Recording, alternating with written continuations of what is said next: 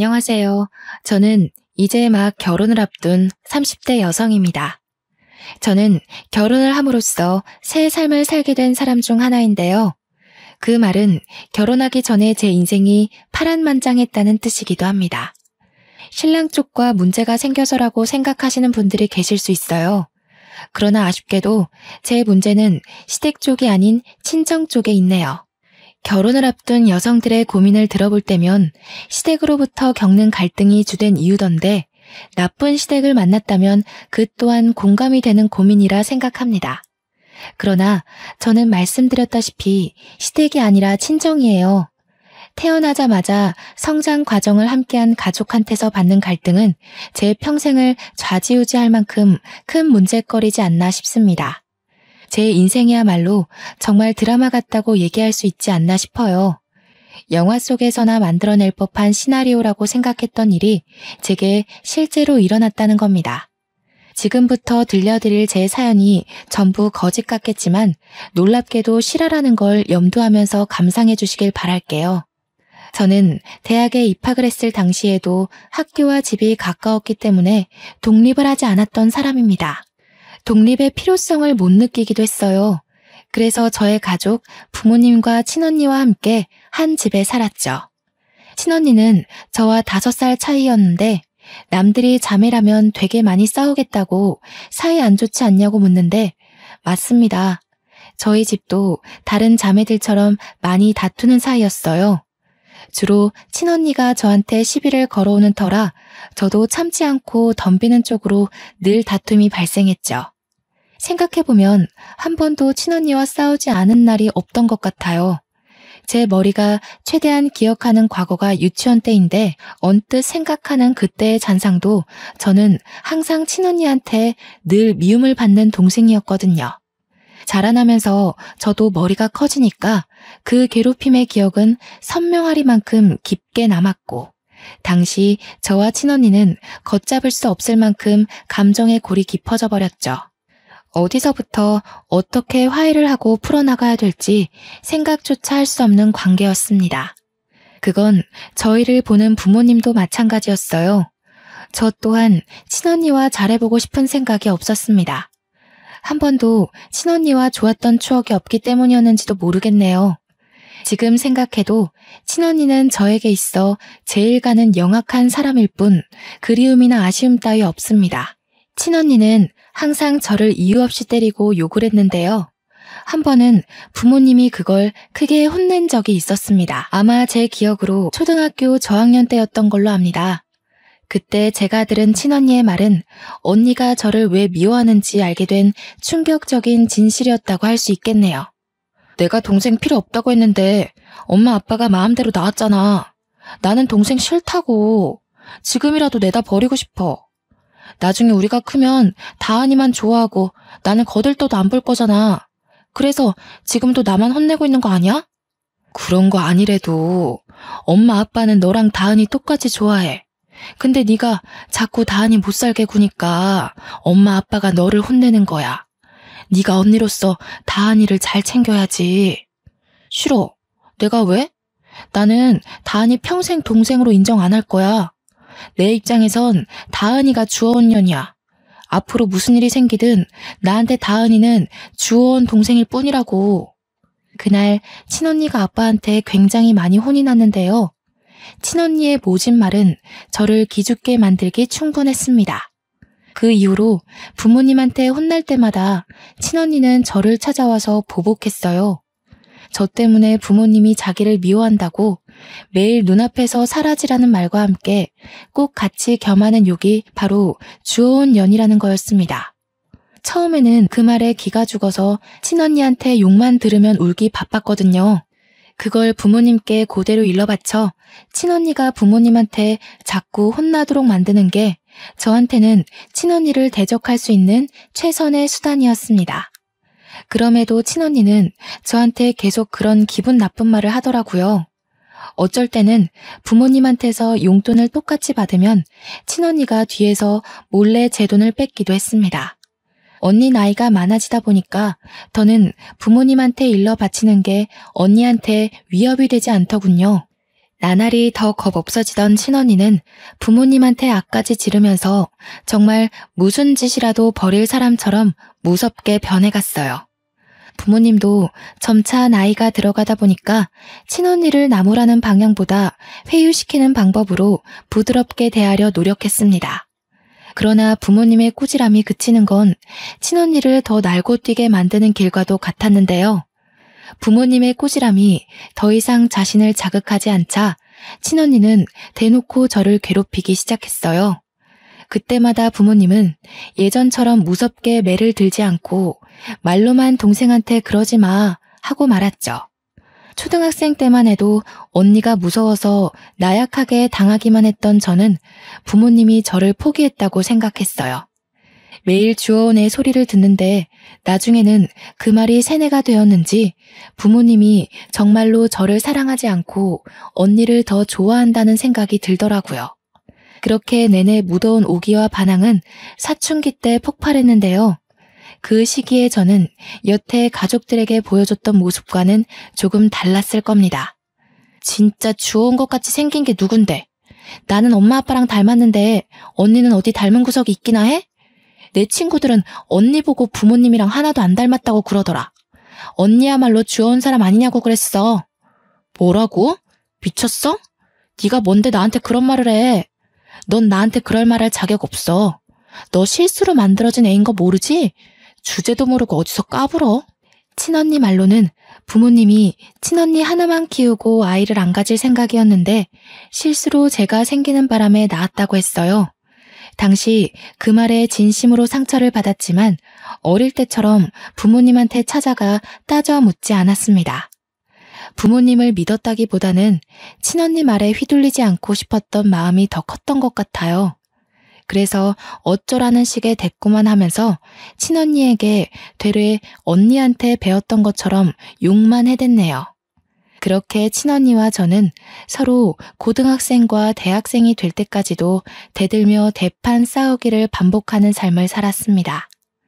저희를 혼내다가 지친 부모님은 우리 둘을 보고 절대 붙어있지 말라고 크게 나무라며 용돈을 끊기도 했어요.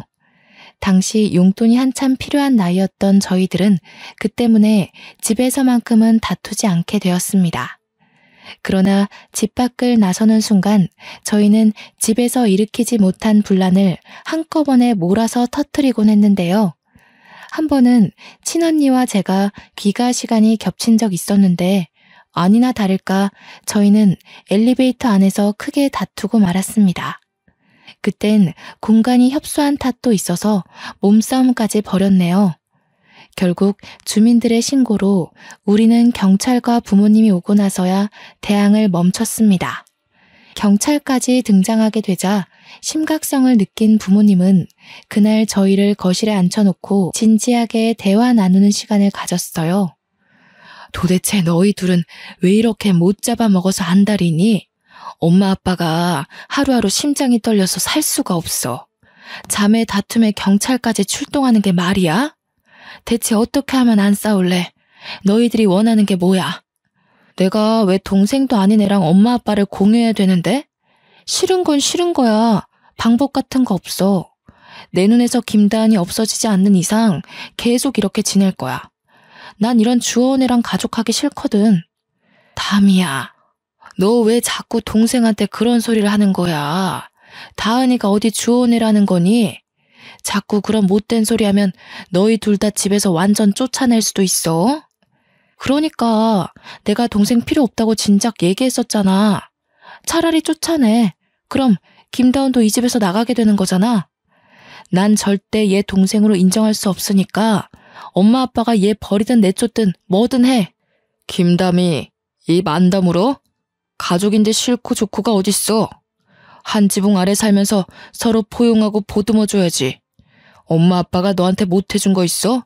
대체 왜 이렇게 못된 생각을 하는 거냐? 꼴도 보기 싫으니까 방에 들어가.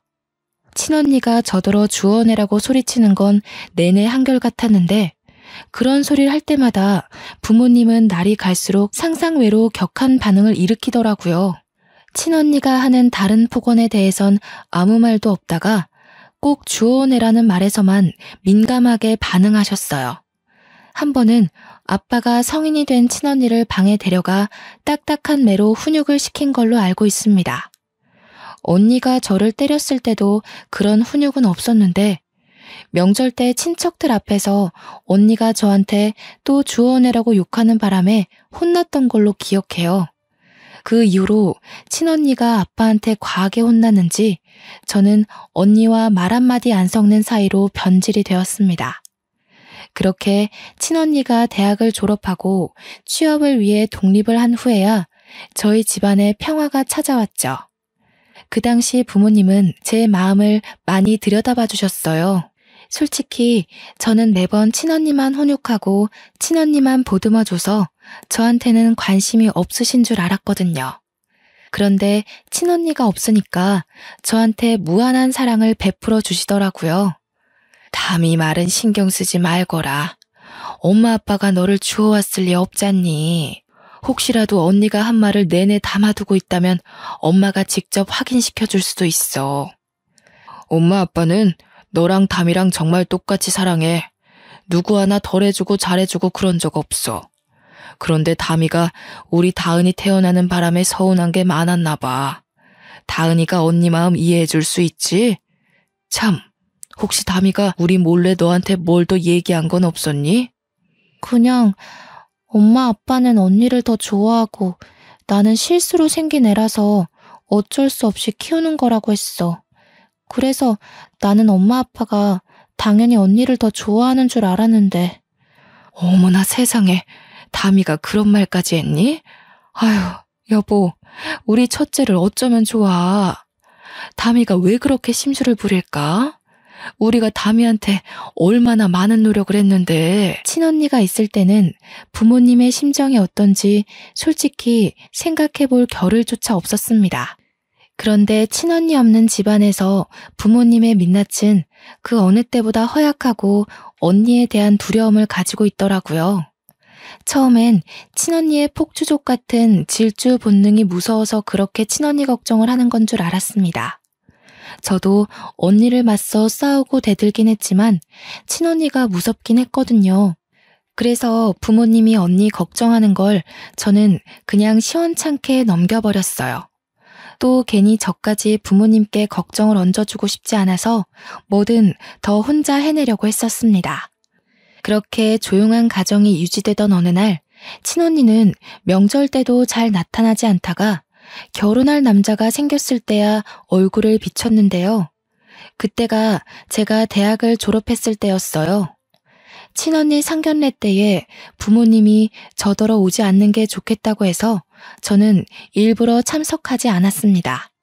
친언니와 고등학교 이후로 만난 적이 없어서 다툼은 따로 없었지만 남자를 데리고 오랜만에 나타난 언니가 저에겐 인사도 안 하는 걸 보고 아직도 나한테 남은 앙금이 그대로구나 싶어 저도 굳이 상견례에 따라가고 싶지 않더라고요. 친언니 결혼식에만 눈에 안 띄게 참석했고 언니한테 축하 인사도 안 하고 나왔습니다. 이후 저는 취업에 성공해서 친정을 나오게 되었는데요.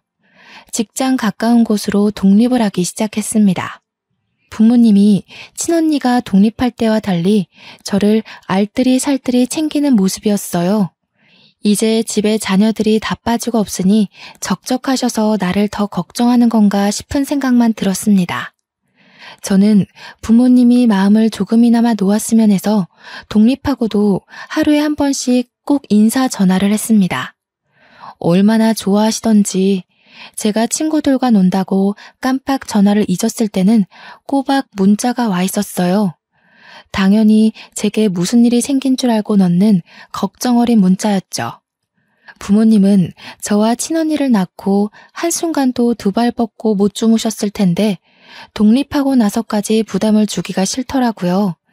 그래서 저는 친구들 만나는 날엔 약속을 나가기 전 부모님께 일찍 전화를 드리곤 했습니다. 부모님 말 들어보니까 친언니도 종종 부모님께 연락을 하고 있는 것 같더군요. 아마 제가 결혼하지 않는 이상 저는 친언니 볼 일이 영영 없지 않을까 싶네요. 저는 취업한 지 얼마 되지 않아서 그 사이 결혼을 전제로 만나는 남자친구가 생겼습니다.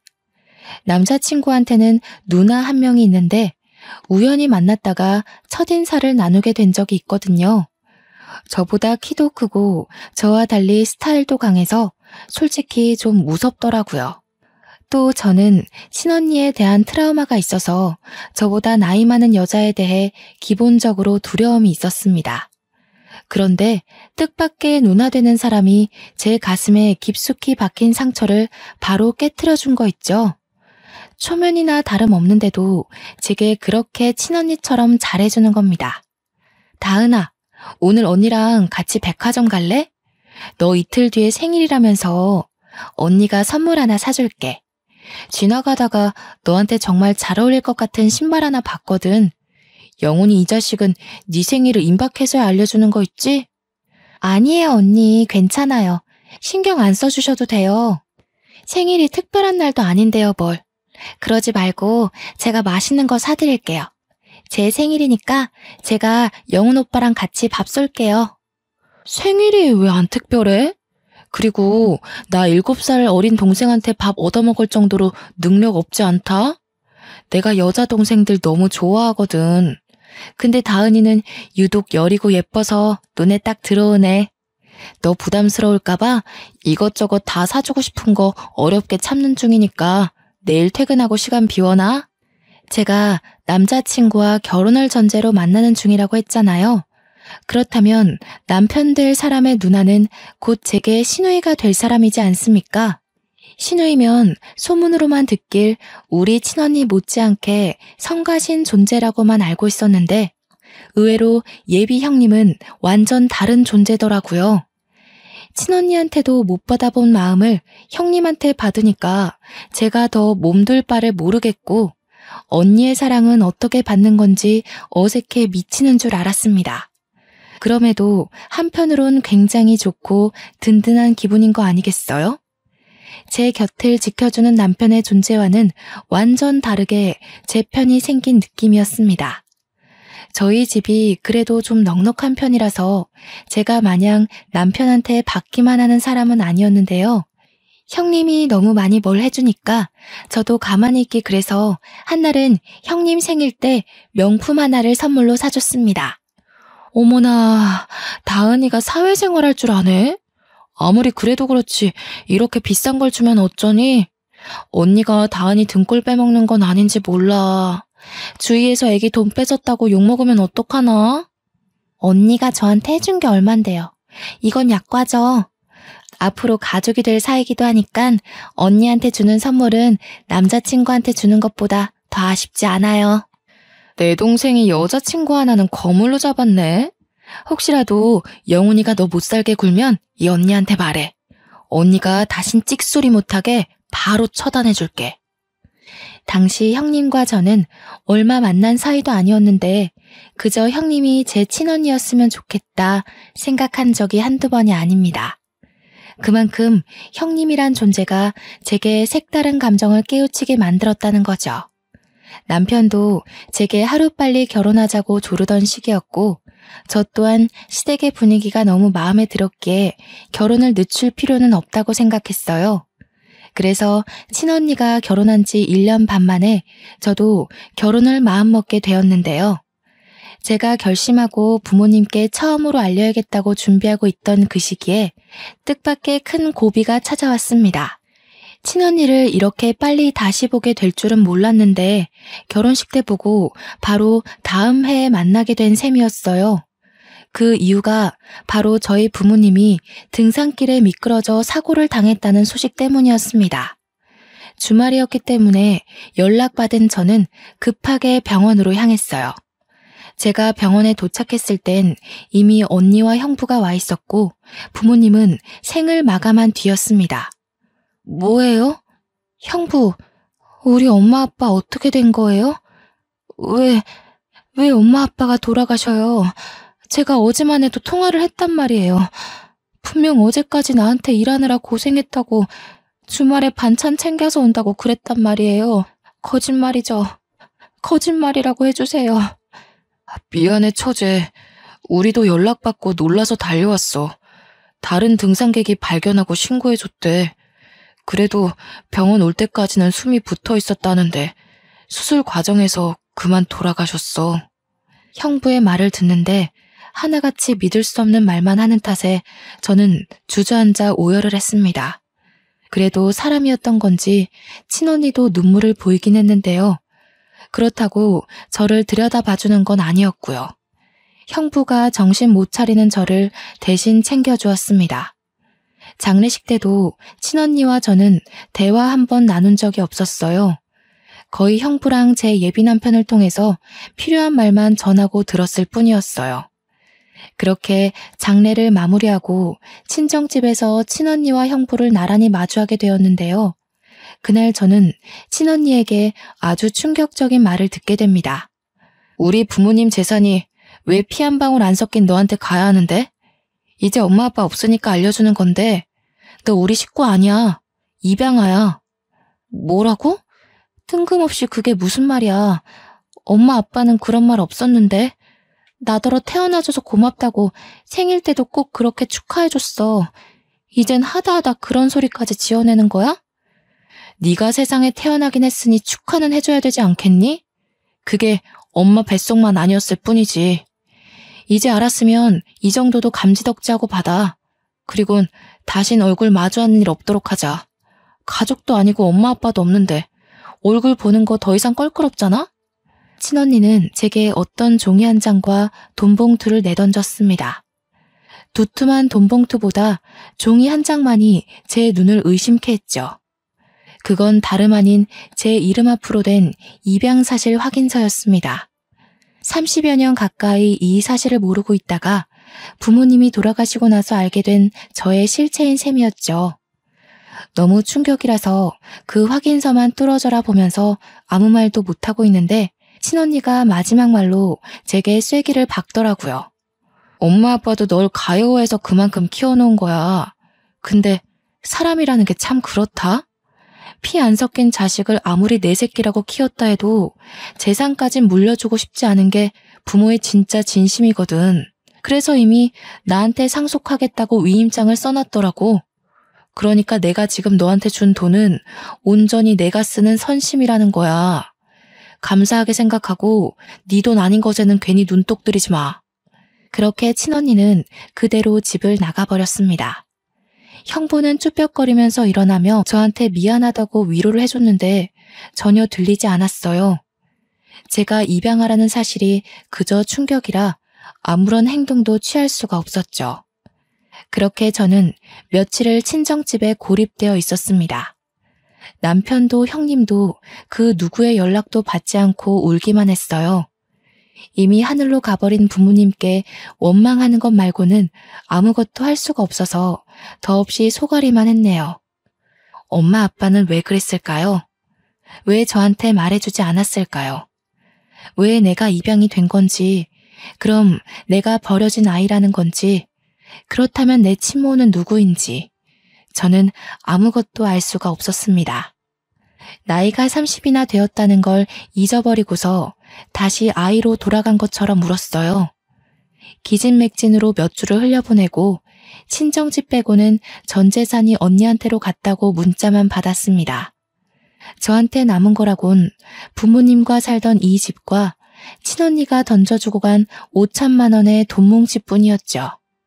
그럼에도 그딴 돈 사정은 제 신경을 자극하는 거리가 못 되었습니다. 그보다 저를 여전히 휘어잡고 있던 문제는 거실에 덩그러니 놓여있는 입양사실 확인서였어요. 거기는 보육원 이름과 주소가 적혀 있었거든요. 제가 마음을 다잡고 집 밖을 나가게 만들어준 것이 바로 이것 때문이었습니다.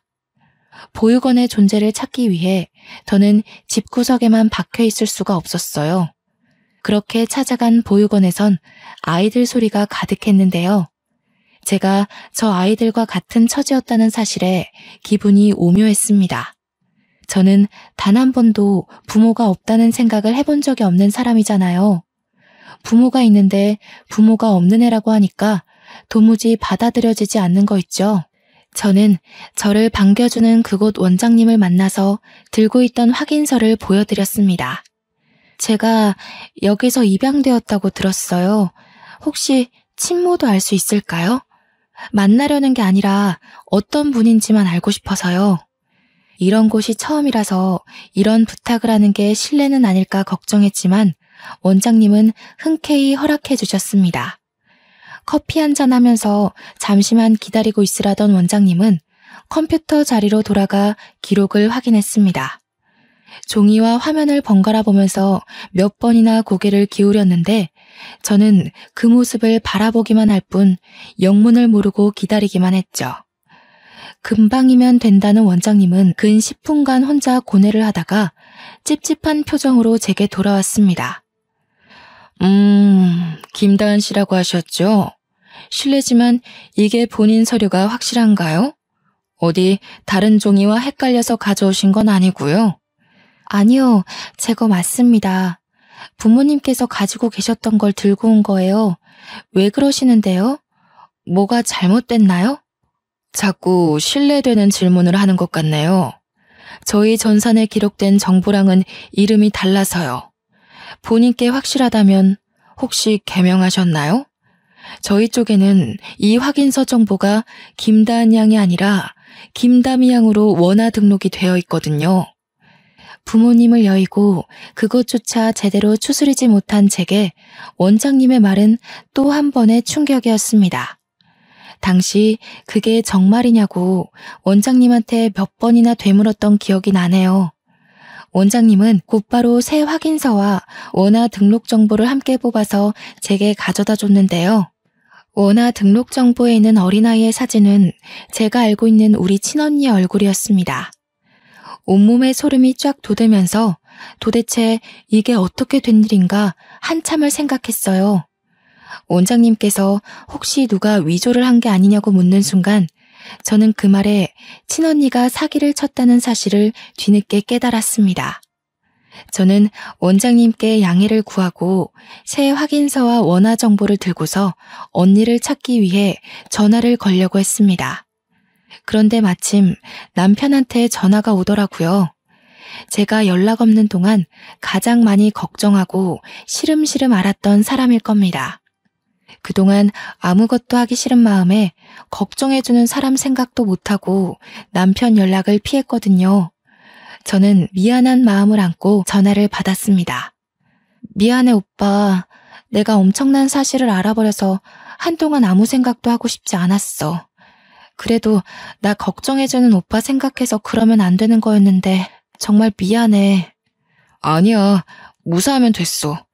나는 또 네가 부모님 그렇게 되고 극단적인 생각이라도 했을까봐 얼마나 마음 졸였다고. 목소리 들었으니까 됐어. 그래서 지금은 어딘데? 다은이니? 전화 받았어? 이리 줘봐. 다은아, 너 도대체 어떻게 된 거야? 언니가 얼마나 걱정한 줄 알아? 괜찮은 거 맞지? 너 지금 어디야? 언니한테도 정말 미안해요. 저 지금 친언니한테 가요. 이걸 모른 척 넘어가기엔 돌아가신 엄마 아빠가 너무 불쌍하잖아요. 남편과 형님은 저와 친언니 관계를 어느 정도 알고 있었습니다. 특히 제가 형님한테 제 친언니였으면 좋겠다고 하면서 직접 친언니와 많이 비교했기 때문에 형님은 친언니가 저를 얼마나 괴롭혔는지 아주 잘 아는 사람이었어요. 그래서 저더러 그 여시한테 왜 가냐고 성질을 그렇게 내더라고요. 혼자 거길 갔다가 무슨 꼴을 당하려고. 그 여자 성깔이 아주 괴팍하던데. 너 기다려. 혼자선 안 돼. 언니가 같이 가줄 테니까 집에서 딱 기다리고 있어. 제가 부모님 돌아가시고 연락이 끊겼던 이유를 설명했을 때만 해도 가슴을 쓸어내리며 무사한 것만으로도 감사하다고 말하던 둘은 친언니 얘기에서 불같이 행동했습니다. 이미 저와 통화를 하면서 집을 나서는 소리가 들리더라고요. 솔직히 혼자 가기 무서웠는데 둘의 도움을 받으니까 용기가 더 생기는 거 있죠? 저는 그렇게 친언니 집에 찾아가는 데 성공했습니다. 그것도 친언니가 아닌 형부한테 전화해서 알아낸 주소였어요. 제가 모든 사실을 알게 된 사정을 얘기하니까 형부가 난감해하면서 결국 주소를 알려준 거였습니다. 찾아간 친언니의 신혼집은 부모님 재산 덕을 받는지 부자 동네에 자리하고 있는 주택이더라고요. 문도 형부가 열어줬던 터라 친언니는 아예 영문을 모르고 있었나 봅니다.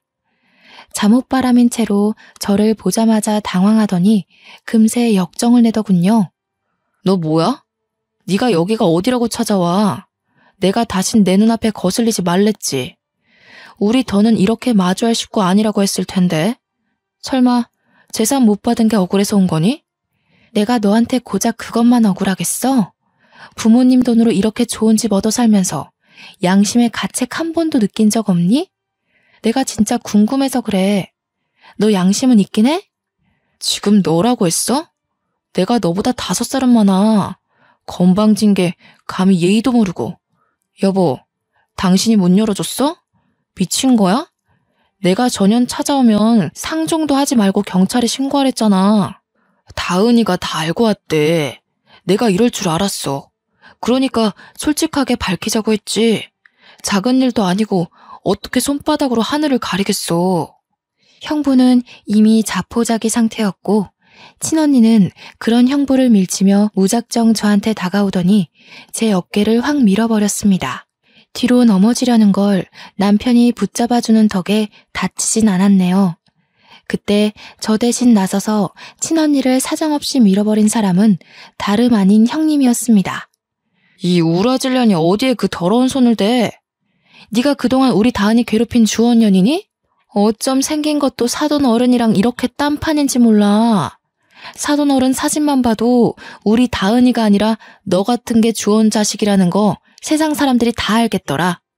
친언니보다 형님이 2살은 더 많았는데 형님도 친언니 못지않게 한 성깔 한다고 남편으로부터 듣기만 했거든요. 당연히 저는 그런 무서운 형님의 모습을 아직 본 적은 없습니다. 제겐 늘 다정하고 털털하기만 한 사람이었으니까요. 뭐야 이 여자는? 김다은, 아주 꼴값을 떤다. 왜? 혼자로 안 될 것 같으니까 지원군이라도 끼고 온 거니? 네가 여기서 뭘 더 할 수 있을 것 같은데? 안간힘을 써봤자 결국 네가 얻을 수 있는 건 아무것도 없어. 어처구니가 없네. 태생부터 거짓투성이라 그런지 생각하는 꼬락서니 마저 저렴하기 짝이 없구나. 너 같은 것들 때문에 착하고 선한 아이들이 고아라는 이유로 오해를 받는 거야. 뭐라고? 아까부터 이 여자는 누군데 남의 일에 끼어들어서 간섭이야. 김다은이 돈 주고 깽판 좀 쳐달라 부탁하던가요? 할 일 없으세요? 그래, 나 할 일이 너무 없어서 내 동생 지키는데 아주 혈안이 된 사람이다. 누가 우리 착한 다은이 피 빨아먹고 있다는 소문을 들었거든. 사기꾼 한 명 끌어내려고 냉큼 쫓아왔어. 형님이랑 친언니가 서로 덤비며 싸우려는 걸 형부와 남편이 말리느라 집안이 순식간에 난장판이 되었습니다. 그때 저는 친언니에게 다가가 제가 알고 있는 모든 사실을 밝히며 따져들었죠. 내가 입양하라고? 드라마 너무 많이 본 거 아니야? 요즘 세상에 그딴 거짓말을 하고도 언니가 무사할 것 같았어?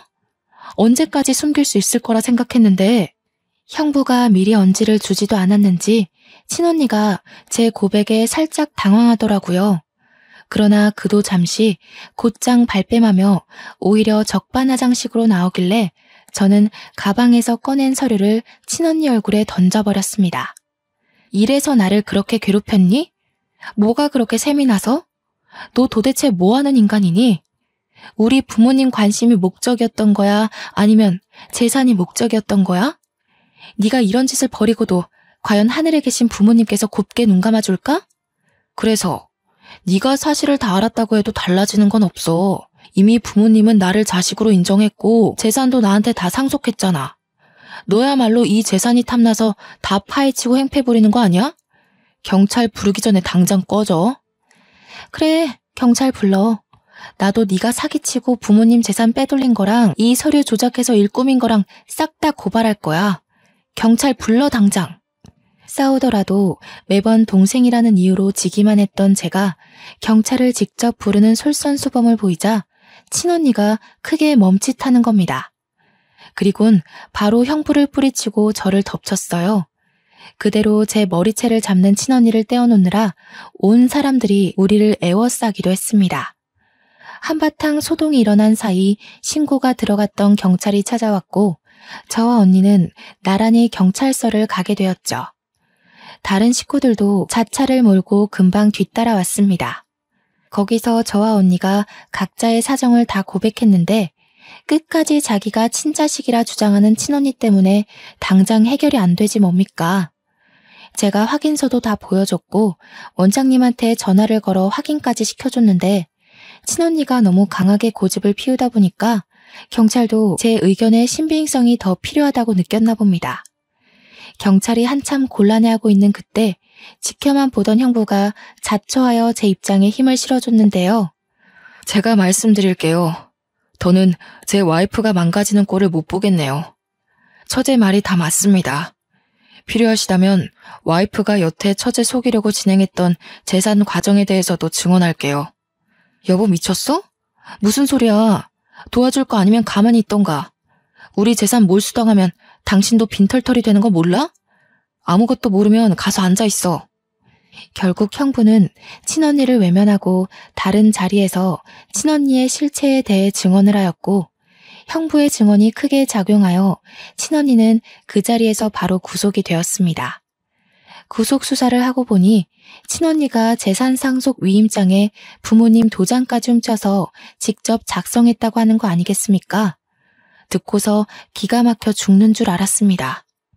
도대체 얼마나 배짱이 커야 이런 엄청난 일을 과감하게 저지를 수 있는 걸까요? 경찰 말로는 상속 재산 처분은 쉽게 해결하기 어려운 부분이라서 보통은 가족끼리 의논하여 합의를 본다고 합니다. 하지만 저는 여태 친언니에게 당해온 악질을 용서할 수 없었고 위임장까지 위조하면서 돌아가신 부모님을 능욕한 것 또한 절대 그냥 넘길 수 없다고 생각했어요. 저는 한치의 고민도 없이 친언니를 고소했습니다. 빚을 내서라도 변호사를 선임해 끝내 저희 부모님의 재산을 모조리 몰수해왔죠. 벌금을 낼 돈이 없던 친언니는 그대로 5년 이하의 징역을 살게 되었다고 들었습니다. 그 전에 형부와는 합의 이혼을 진행한 걸로 알고 있고요. 모든 걸 다 끝내버리고 친정집을 정리하던 중 형부에게 문자가 한 통 왔었는데요. 그동안 미안했다고 어른으로서 창피한 짓을 저질렀다며 사과하는 내용이더라고요. 그리고는 형부와도 연이 끊어졌습니다. 친정집을 부동산에 내놓고 정리할 때까지 제 옆을 든든하게 지켜준 예비 남편과 본격적으로 결혼 준비에 돌입했는데요. 남편이랑 형님이 힘든 일을 한꺼번에 치룬 저를 위해서 가족보다 더 따뜻한 손길을 내밀어 주었어요. 부모님을 여의고 제가 과연 이 넓고 험한 세상을 버티며 살아갈 수 있을까 무섭기도 했거든요. 제 옆에 남편과 형님이 있다는 걸 잊고 바보같이 고민을 하고 있었던 겁니다. 시댁 식구는 저에게 무엇보다 감사한 새 울타리가 되어주었습니다. 결혼을 하고 시댁으로 합가를 하여 신혼을 시작했는데 시댁에 직접 들어가 살다 보니까 남편과 형님의 훌륭한 인품이 시부모님을 그대로 빼닮았다는 게 느껴지더라고요. 시부모님께서도 저의 사정을 아시고 얼마나 딸처럼 아껴주는지 모릅니다. 그래도 명색에 제가 며느리인데 집안일에 손도 못 대게 하는 거 아니겠습니까? 어머님, 그건 제가 들게요. 어머님 허리 안 좋다고 들었어요. 화분 무게도 보통이 아닌데 그걸 어떻게 혼자 들려고 그러세요. 제가 해드릴게요. 아유 됐다 아가. 손도 조그만 해서는 내가 아무리 허리가 아파도 너보다는 힘이 많다. 정 몸이 쑤시면 가서 분무기에 물 좀 받아다 주겠니? 어디 시어머니뿐만이었겠어요? 형님마저도 선뜻 나서서 조그만한 아기가 무슨 일을 하냐면서 못하게 하거든요. 아버님은 원래부터 제게 이래라 저래라 안 하시던 분이라 그저 이런 분위기를 당연하게 지켜만 보시는 거 아니겠습니까? 저더러 그냥 소파에 앉아 있어도 된대요. 시무랑 형님이 주방에서 식사를 차리는데 며느리인 제가 거실에 앉아 있는 거 이상한 그림이잖아요. 그런데 시댁 식구 전부가 저더러 그러라고 한다니까요. 물론 너무 과분한 애정이라 하루하루 행복하지만 저 또한 시댁에게 도움이 되는 구성원이고 싶단 말입니다. 그래서 최근 찾은 방법이 묻지 않고 알아서 집안일에 손을 대는 것이었어요.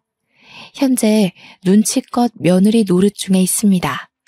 형제를 잃고 부모님을 잃고 세상에 홀로 남은 저를 기꺼이 품어준 시댁 식구들이 얼마나 감사한 존재입니까? 하늘에 계신 부모님께서 늘 그렇듯 제 걱정을 많이 했을 텐데 아마 시댁 식구들의 심성을 알고 이제 그만 안심하고 있지 않을까 싶습니다. 한편으론 부모님께 죄송하기도 하네요. 저한테는 친언니가 무척 미운 존재였으나 부모님께는 그래도 아픈 손가락 같은 자식이었을 거 아닙니까? 친언니가 감옥살이를 하게 된 것에 대해 마음이 무거울 수도 있겠다는 생각이 들기도 했습니다. 그 생각만 하면 저 또한 마음이 좋지 않은데 그럴 때마다 제가 무척 사랑하는 남편이 제 기분을 눈치채고 말없이 안아주더라고요. 그러면서 내 잘못 아니라고 자꾸 괴로워하면 자기가 장인어른 장모님 볼낯이 없다면서 저를 달래줍니다. 아마 남편이 있었기에 뭉그러진 제 마음이 금세 활기를 되찾지 않았나 싶어요. 지금은 너무 행복하게 아이 준비를 하고 있거든요. 하고 있던 일도 잠시 휴직 들어갔습니다. 올해 안으로 아이를 계획 중인데 얼른 좋은 소식이 왔으면 좋겠네요. 아이가 태어나면 또 다른 기쁨 속에서 하루하루 살게 되겠죠. 그날이 너무 기다려집니다. 어쩌다 생길 수 있는 기상천외한 일이 왜 하필 제 삶에 찾아왔는지 모르겠습니다. 솔직히 많이 힘들었고 모든 게 무너져 내리는 듯한 느낌에 제 인생을 많이 탓했었거든요. 그러나 긴 인생살이에 추운 겨울만 있는 건 아니라고 겨울이 끝나면 반드시 다가올 봄날이 있다는 걸 깜빡 잊고 있었습니다. 그간의 겨울이 너무 춥고 길었던 탓이겠죠. 그래도 이제는 인생에 봄, 여름, 가을, 겨울이 있다는 걸 알아버려서 춥고 싫은 겨울을 또다시 마주하게 될 거라는 각오를 당연하게 생각하고 있습니다. 겨울이 당연하다면 봄이 오는 것 또한 당연지사가 아니겠어요? 그러니까 모두들 내 인생의 겨울이 길고 막막하게 느껴질지라도 그만큼 따스한 봄날에 차츰 다가가고 있다는 사실을 꼭 기억하셨으면 좋겠습니다. 이 세상에 풍파만 가득한 삶은 없거든요. 하고 싶은 말이 많아서 이 글을 과연 하루 안에 끝마칠 수 있을까 걱정했는데 나름 글을 잘 정리했더니 마지막 인사까지 적당한 분량으로 마칠 수 있을 것 같습니다. 사연을 작성하는 동안 또다시 떠올린 과거는 아직도 마음이 아릴 만큼 선명한 아픔이지만 이 기회가 저한텐 너무 뜻깊은 시간이었어요. 앞으로 저는 강한 엄마가 되기 위해 계속해서 이 상처를 극복해 나갈 것입니다. 우리 모두 굳센 사람이 됩시다. 지금까지 제 이야기 들어주셔서 너무 감사드립니다.